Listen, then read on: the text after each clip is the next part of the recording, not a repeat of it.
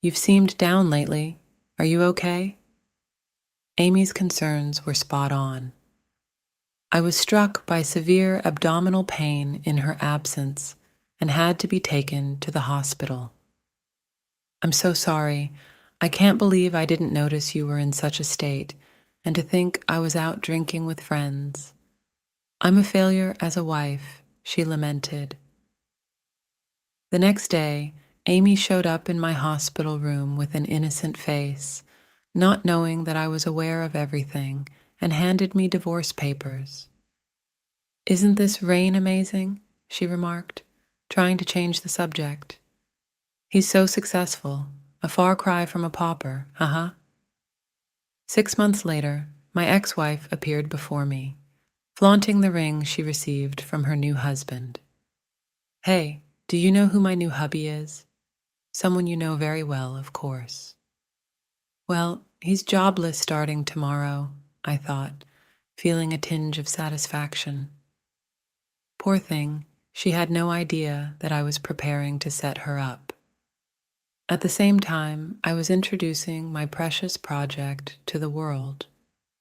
My name is Kyle.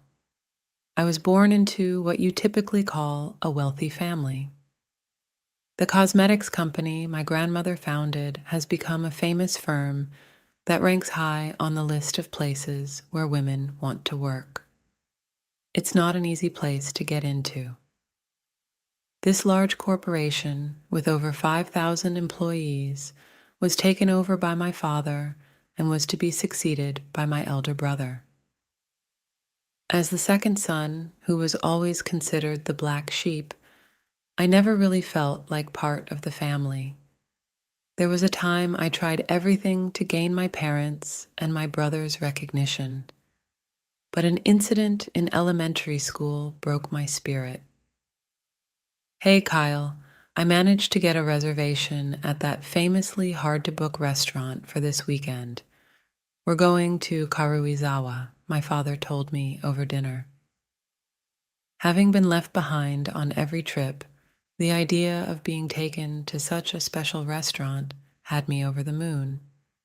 Yay, I'm really looking forward to it, I exclaimed. Even back then, I loved fashion, so I was lost and fought about what to wear from my closet, unaware that my brother and father were laughing at me. When I woke up on the day we were supposed to go to Karuizawa, there was no one else at home. That's when I remembered, but they never actually said I was coming with them. Since then, I've stopped relying on or expecting anything from anyone. After graduating from college, for some reason, my grandmother got me a position in her company, where I spent my days being called the black sheep of the president's family by the employees. A monumental turning point came my way when I turned 42. My successor will be Kyle. Suddenly, my grandmother appeared at our home and declared she was making me the president. I had been interested in makeup since a time when it wasn't common for men, taking photos for my own satisfaction when my parents weren't around. It seems my grandmother had noticed a condition of my skin and figured it out. Furthermore, you will be a hindrance to him as president, so you must leave the company, she said. My father and brother were ousted from the company, and tranquility arrived all too easily. Being president is tough, but now I might finally grasp the happiness that is common for others. Yet what awaited me was an even worse betrayal. After becoming president, my grandmother arranged for a car to transport me, but it felt uncomfortable, so I stopped using it. That day, as usual, after getting off the train, I was greeted warmly with a long time no see from a high school classmate. We weren't particularly close, but his high social skills quickly led to us making plans for a drink. Due to my family environment, I wasn't naturally outgoing and found social gatherings like drinking parties challenging. On the day of the event, I told myself there might be something to learn from his communication skills as I prepared to take on the role of president and entered the agreed upon establishment. Waiting there were 4 men besides me and 5 women. I realized I had been duped, but couldn't just leave. Starting to tire of the forced smiles, a woman handed me a glass. Kyle, you were tricked into coming here, huh? Like, let's drink together for old time's sake. That was exactly it, so I nodded slightly. It's Ulun. Please go ahead if you'd like. How did you know I don't like alcohol? Well, you haven't finished your beer for toasting yet. Plus, aren't these kinds of drinking situations not your thing? She was spot on with her comment, and I found myself applauding her. Actually, I feel the same way. Let's talk together. She was the second person in my life who truly understood me. The first was a man I could call my only friend, and now her. Additionally, she complimented this subtle makeup I had on, typical of someone who works at a cosmetics company.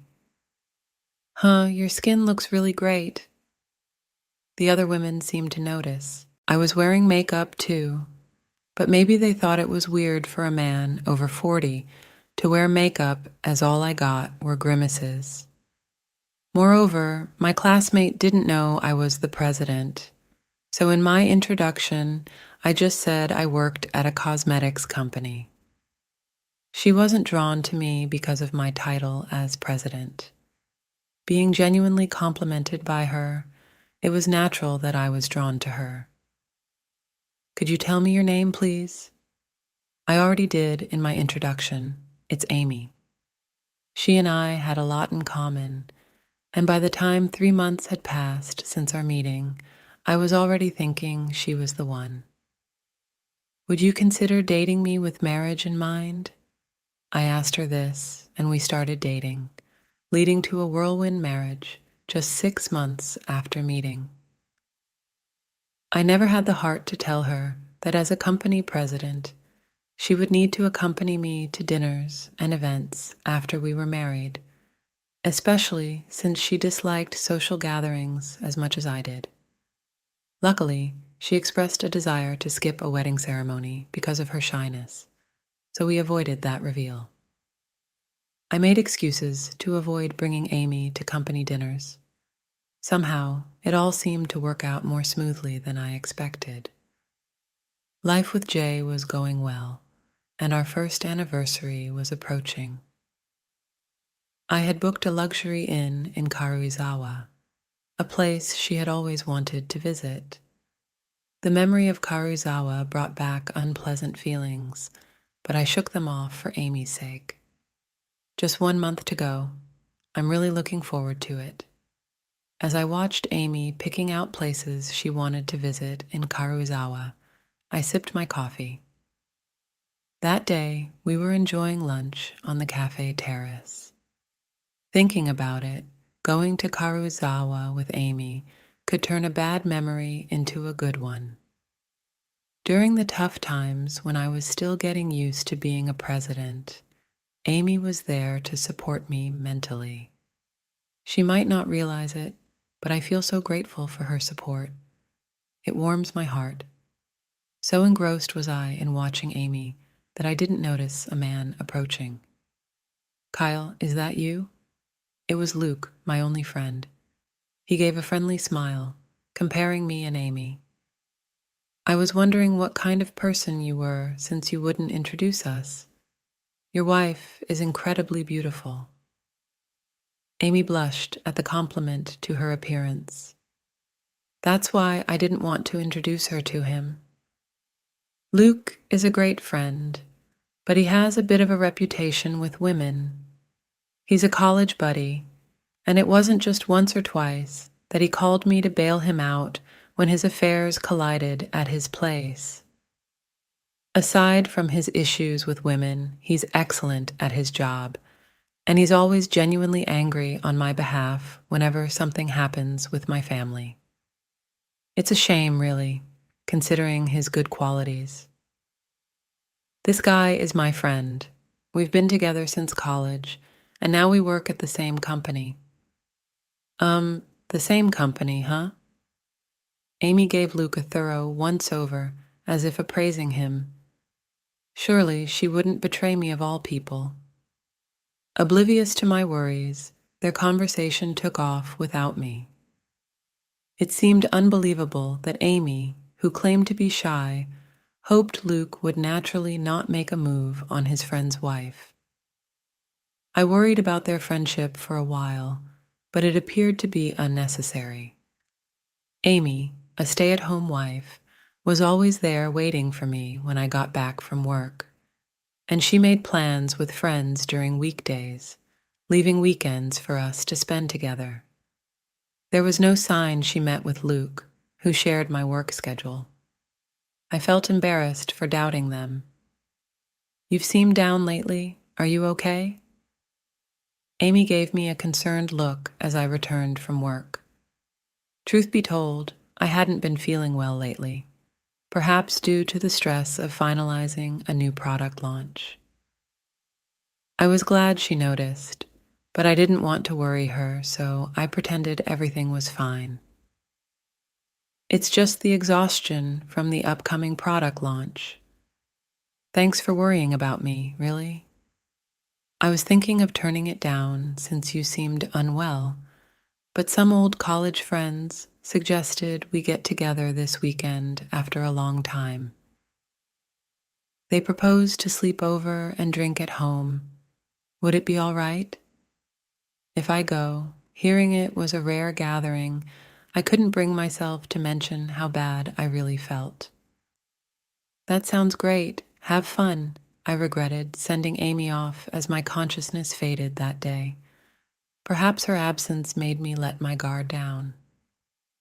While watching TV, I was suddenly struck by severe abdominal pain. I couldn't even sit up properly on the sofa and barely managed to grab my smartphone from the coffee table to call an ambulance. At the hospital, I was diagnosed with appendicitis and immediately underwent surgery. When I woke up in my hospital room, the only person by my side was my secretary, Smith. Smith, please stop with the "why are you here" look. You were the one who called me because you were being taken by ambulance, saying it might affect your work. Despite being nearly 10 years younger than me and having served as a secretary since my grandmother's time, she wasn't sparing. "Didn't you say you had your brother's wedding in Karuizawa today?" "That's correct. I returned midway for the president's sake." "I'm sorry, really," I apologized, but my thoughts were on Amy. Despite calling her before Smith, there was no callback from her. "Did you contact your wife?" "I did, but maybe she's caught up having fun with her friends," I said with a wry smile, which prompted Smith to toss her phone at me. "You're too nice, President," she remarked. On that phone, an unbelievable photo was displayed.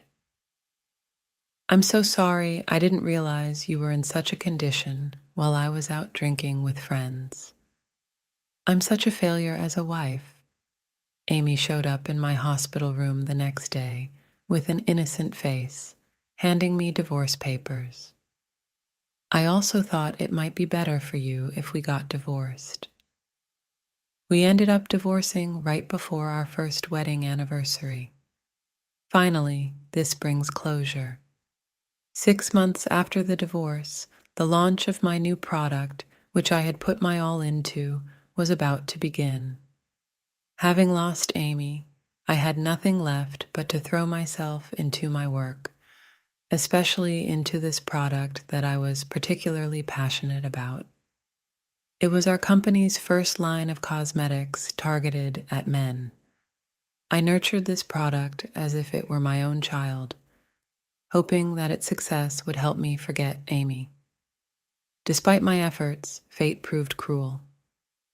"Oh, you're here too, huh?" In the lobby of the venue, which was a wedding hall chosen to represent diversity, I ran into Amy, my ex-wife. The irony of meeting my former spouse here was not lost on me. I had considered the possibility she might be here, so it was fine if she was here. It was time to start the plan. I had reserved for such an occasion. I looked at my once wife with pity. I got remarried, she boasted proudly, showing off her left hand. Isn't this ring amazing? Unlike those cheap ones you used to bring, this one is from a super high-end brand. He's so successful, a far cry from a poor man like you. Amy laughed loudly, not minding the people passing by. Hey, do you know who my new hubby is? Someone you know very well. Of course I do. Well, he's jobless starting tomorrow. As I tried to leave, she grabbed my arm with surprising strength, despite having pretended to be frail during our marriage, as if she had never lifted anything heavier than chopsticks.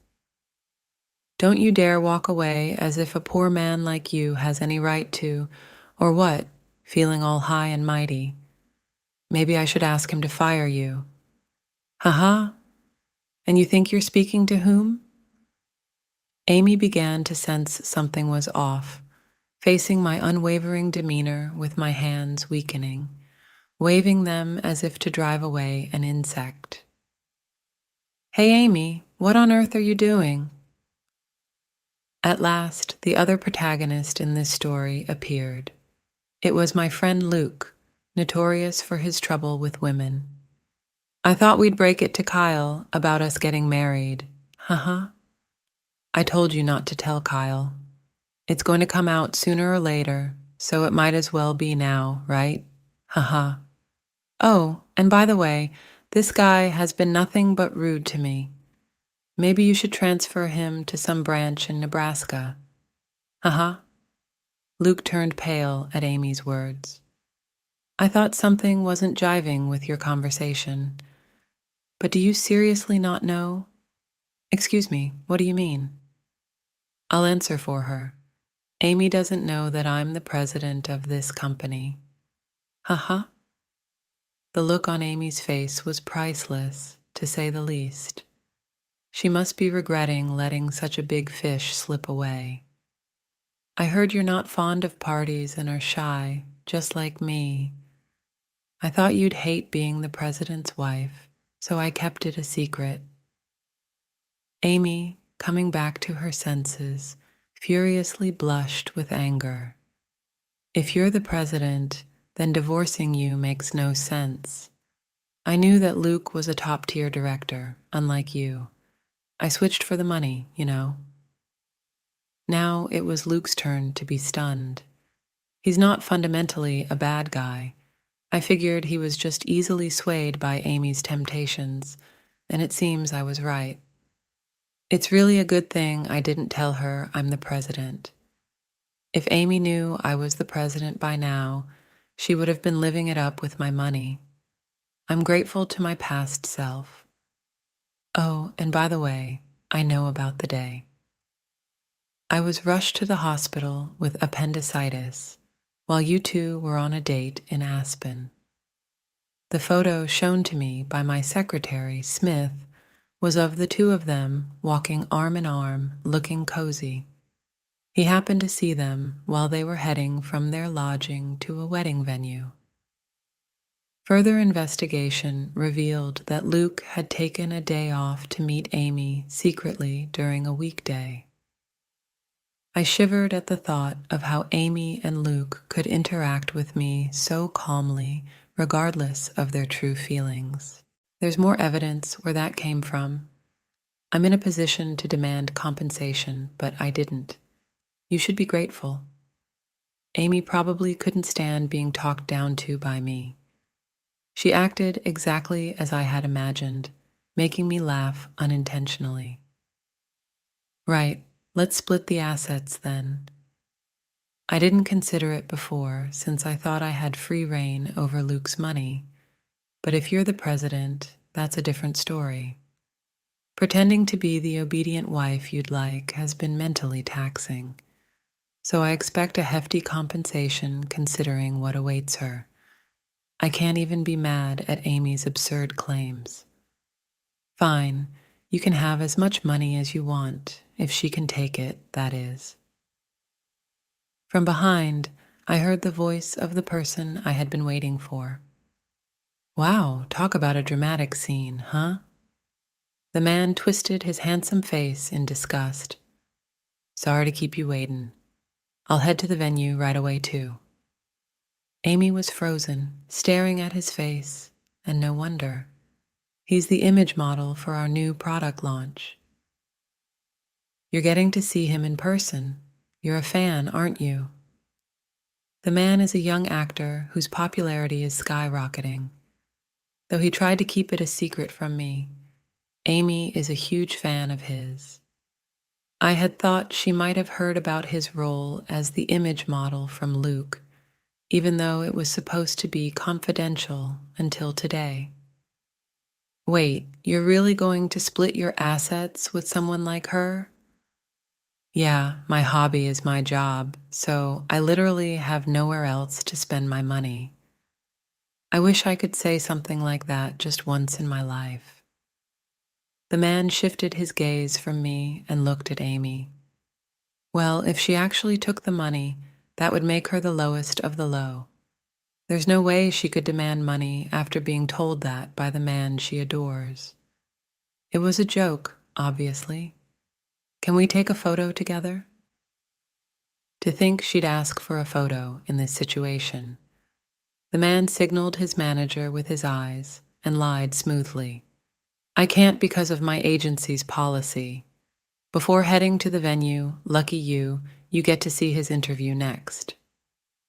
Amy started to tremble violently. I'm going home. As she ran off, Luke slumped down, drained of strength. Sorry.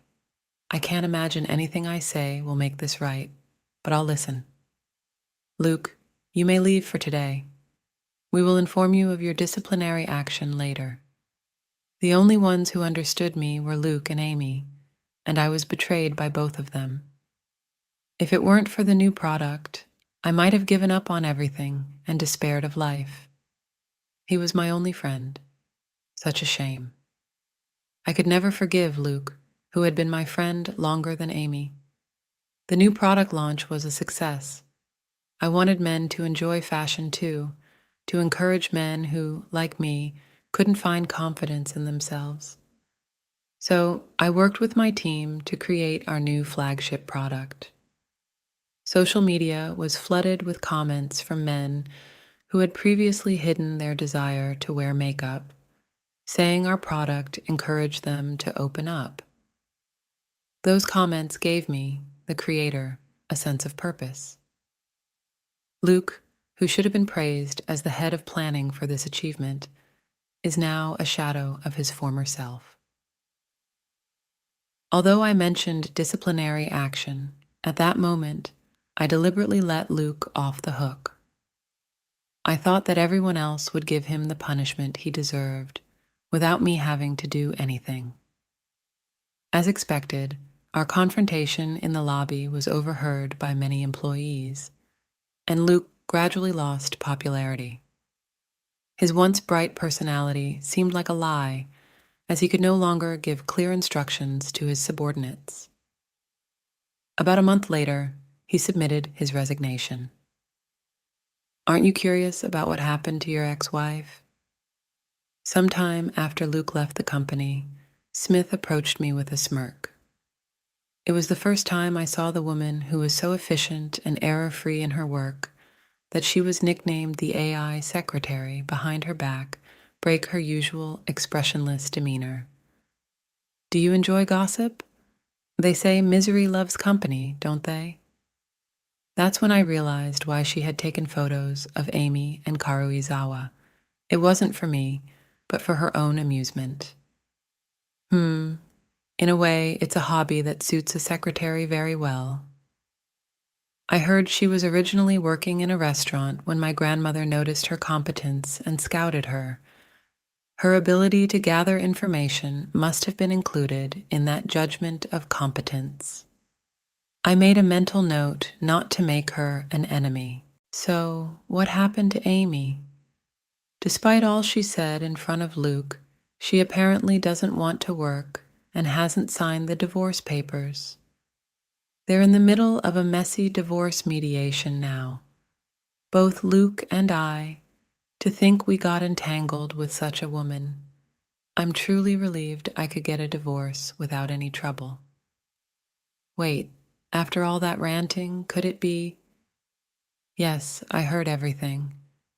As the secretary, you should have come to help me. I fought resentfully as I looked at Smith.